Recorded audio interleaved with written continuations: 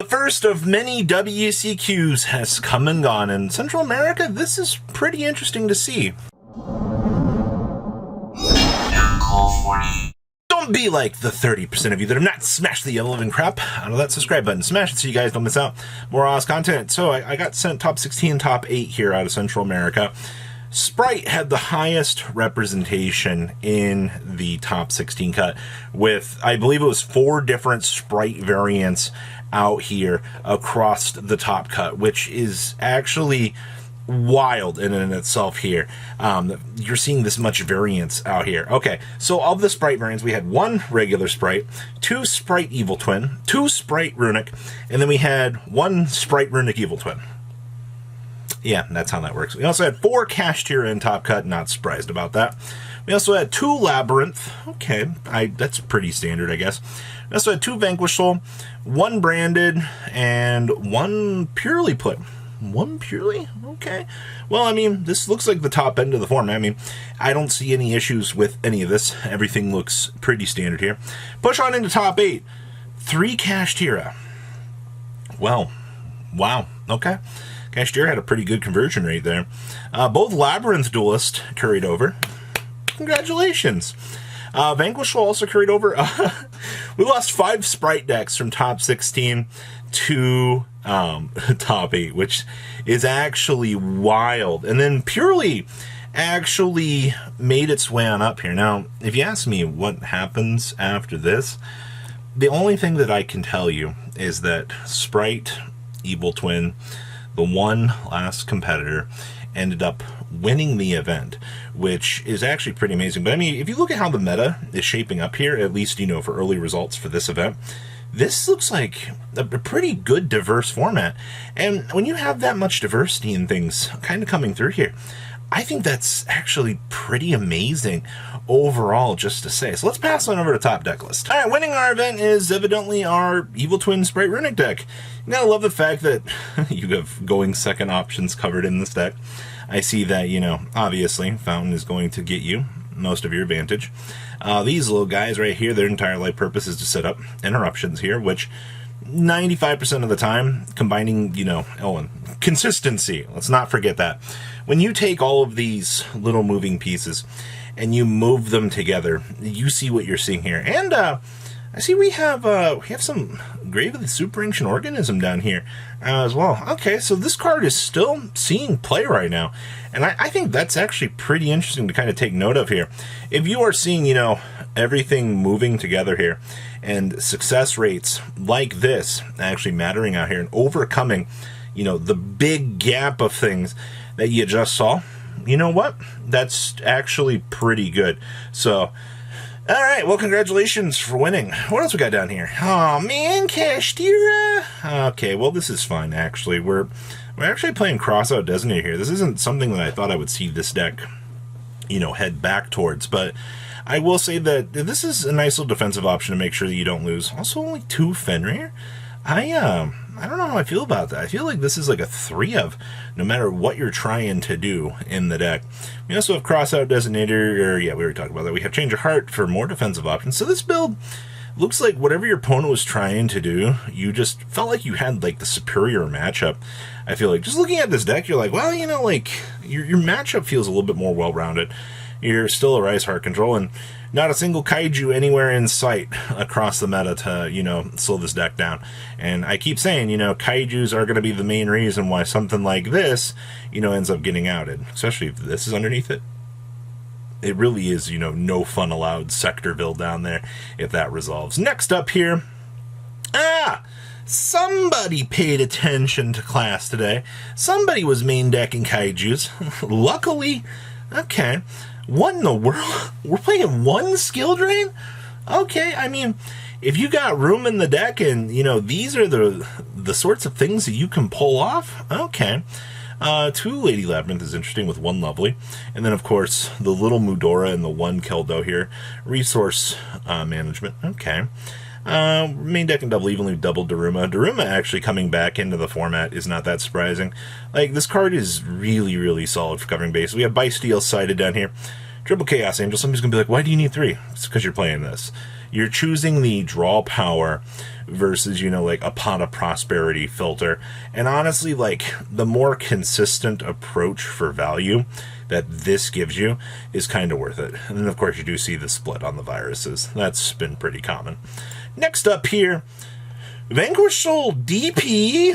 What in the world? Well, I mean, I guess, like, okay, so this technically gives this deck some value because you get draw power from this, I guess. Dasher lets you, you know, special summon one of your friends that you might draw, so you can trigger it. And then we're playing double TC Boo. I had not considered Fusion Destiny something worth playing in this deck, or at least exploring just yet. So to see that we do have some sort of, we're going to call this value at this point, I think is kind of interesting. Okay, well, you know what? It's not what I expected to see today, but I would say that's one of the most interesting innovations that Vanquishal has seen for the early stages here. Next up is, oh boy, hey, look, it's Sprite. And all of our good friends in the rest of the room here. So like the first place list, you do see that we are main decking the evenlies, so that way you can kind of equalize, you know, the worst matchups that you possibly can have. Obviously, like I said earlier, making sure that you can cover your bases. That's why this deck is like the perfect type of monster for that. Because as long as you can cover everything that you need to in terms of bases, this deck is fantastic. See, yeah, that was down in the last build. Still playing 2-2 split on these is fine. These look correct. We're citing the ashes in here, which is fine. We do have the additional curry card down here as need be. And then Smasher's accessibility down here. Yeah, I almost feel like this deck is very solved at this point in time. Minus 1 to 2 tech choices that you can get, because it really does feel like all these builds are the same. Next up here, hi gimmick puppet friend. Okay, so we are playing crossout detonators in this deck to make sure that you are obviously able to play the game. If your opponent like blows you out of the water, there's not going to be much recoverability you're going to be able to do. There's the Red Eyes Dark Dragoon. I still think you kind of need it. Obviously, establishing this card is kind of, you know, the free wins. Fusion deployment is mandatory. Super Pulleys is a nice little tech choice here. Then, of course, we have talents to do talentsy things against the opponent. And it's such a cop-out answer, but that's basically what it is. Then, of course, we're citing some Dark Ruler No Mores down here, so you can basically mess up the opponent's entire day. Outside of that, I see nothing else too out of left field. This deck, I feel like you've pretty much been solved already. And that's really, once again, saying something, because the more that you see this deck streamlined, yeah. Next up here, Vanquishal Super Heavy Cached Hero. This is a thing, I guess. Okay, so how in the world? Well, I mean, these are all dark. You have some earth mixed in here. Okay, sure, we're playing one of this. We played this. So I assume that it's all because you want these to cover, you know, the other elements and things that you need. Obviously, fire, dark, fire, earth.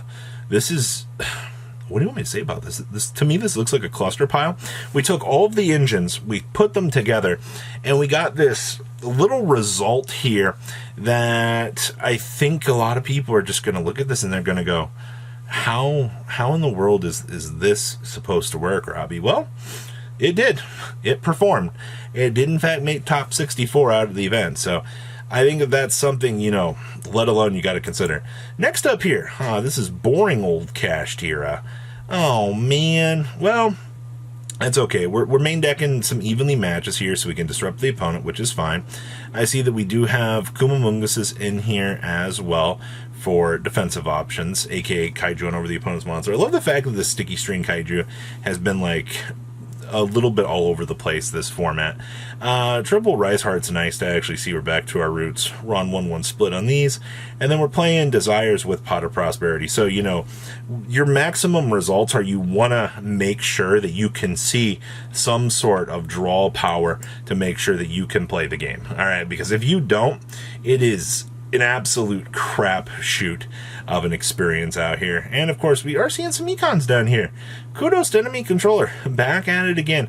This card gaining a lot more popularity as of late. Card is amazing at what it does, tearing through opponents. Next up here, okay, so this list, we just don't have a side deck. Okay, well that's fine. I see. Yeah, so you are playing the Kashtira package with Vanquish Soul. I mean, you feel like you're just extending this package out a little bit, because we've seen Triple Fenrir with the Rise Heart already in this deck. You know, like, this is nothing new. It's just we went ahead and we plopped in the Unicorn, and we dropped in the Theosis at this point in time to kind of feel like we're extending out, you know, some of the combo just a little bit. But overall, I mean, this still feels very normal at this stage. You know, like, there's nothing else too, I guess, crazy here. Obviously, like, this card is still amazing for what it wants to do. Being able to, you know, lock your opponent, yeah, pretty good. I just wish we knew what the side deck was. I would have been way more curious just to see, like, how they went about their entire day and, like, what their option trees would have been for consideration for, you know, sorts of things. And then the last one we have here is Mathmech. Wow, Mathmech actually pulled it off. Double Sakitama. Alright, so we get the additional normal summon with the double Aratama. Basically, your game plan is to, you know, turbo set up in either one of these, and then kind of do your thing. We are playing Santa Claus for Form of Disruption, which is fine. You gotta love the fact you can bridge the gap of this. Some Book of Moons are defensive options in here as well. And yeah, we have Firecracker down here for time. Wow. Bridge the gap into this, proceed to laugh at your opponent, I guess. Well, that is everything we have out of Central America. Whew. I will eventually, we'll talk about France when I see some more info, hopefully. But please, leave a comment down below what you guys think. I'll see your beautiful faces back here later in the day, guys. Peace out. Patrons, thank you.